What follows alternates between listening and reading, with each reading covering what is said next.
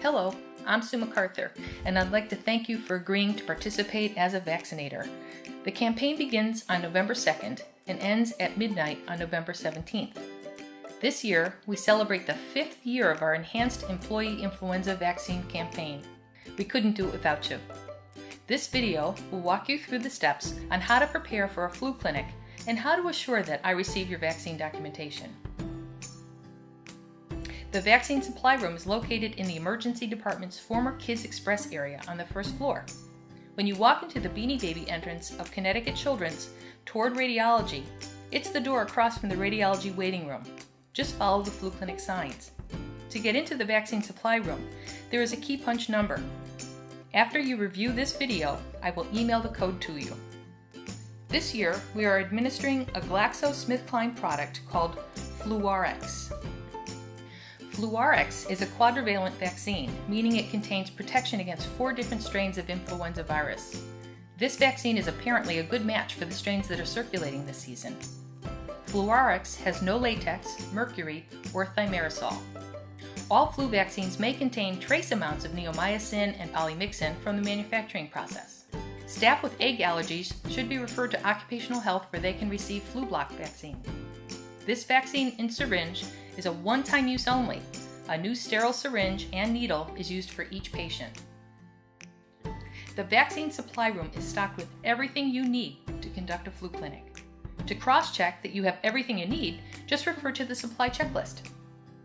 If you are giving vaccinations at a satellite location, we have coolers, bags, and Ziploc bags that you can use. You can even bring a rolling cart to your location if you'd like. If you're removing vaccine from the vaccine supply room to take to another location, it must be signed out on the Influenza Vaccine Reconciliation Log. The sheets are on a clipboard that is hanging on the side of the vaccine refrigerator. Vaccine must be handled carefully to assure potency. Flu vaccine must be stored in a designated medication refrigerator that is checked twice daily or monitored centrally. Vaccines must not be placed in a patient refrigerator or with food. Vaccine may be out of refrigeration for short periods, say an hour, during flu clinics, but should be chilled using ice packs and insulated carriers. If you're going to a satellite location, take an EpiPen along. Each EpiPen costs $225, so be sure to return it to the vaccine supply room when you're done. In the unlikely event that you will need to use an EpiPen, let's review how to use it without sticking yourself by accident. First, remove the EpiPen from its clear plastic case and grasp the EpiPen with the orange tip pointing down. With your other hand, remove the blue safety release. Swing and firmly push against the outer thigh at a 90-degree angle through the clothing if necessary. Hold the EpiPen firmly against the thigh for 10 seconds to deliver the drug. Remove from the thigh and massage the area for 10 seconds. Call 888 if you are in the hospital or 911 if you are at a satellite location. We're using paper consent forms this year. Review the information provided by the employee and sign and date the consent form. Give the yellow copy to the employee and keep the original. Some staff may have proof of immunization from another location. Make sure it has the person's name clearly on the document. Give the employee a hang tag. Send the proof of immunization to infection prevention along with any other consent forms. It is required that every employee be provided an opportunity to read the Vaccine Information Statement, or VIS, and have any questions answered. Prepare the injection by gently rolling the syringe between the fingers of your 2 hands to distribute the vaccine in the solution. Attach the safety needle onto the syringe, wipe the injection site with alcohol and allow to dry. Administer the influenza vaccine into the deltoid muscle. Apply pressure to the injection site with a 2x2 gauze and apply a Band-Aid to the injection site. The deltoid is a triangular-shaped muscle of the upper arm. The landmarks for identifying the muscle are 2 finger widths down from the acromion process. The bottom edge is at the imaginary line drawn at the axilla. Take your time with these landmarks. We don't want to hurt anybody. After the vaccine is administered, tell the employee that they may feel significant site soreness for a day or 2, and to take an over-the-counter pain reliever if necessary. They should report clinically significant adverse effects to occupational health services.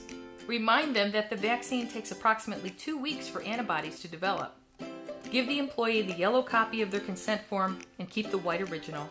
Give the employee a new hang tag and thank them for coming. When you've completed your clinic, please return all of your supplies to the cabinet.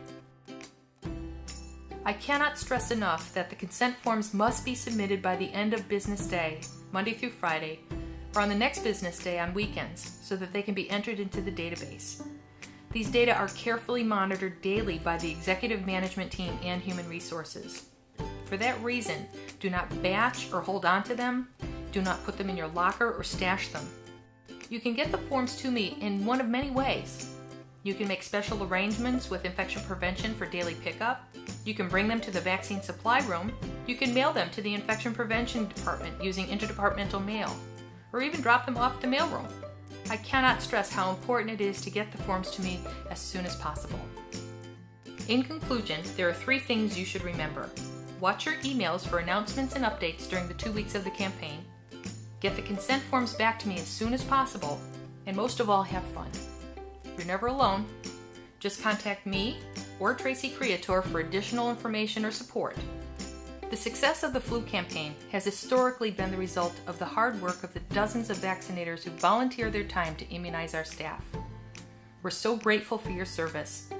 Your work is meaningful and important because you protect the health and wellness of our staff and our patients. Thank you for your attention.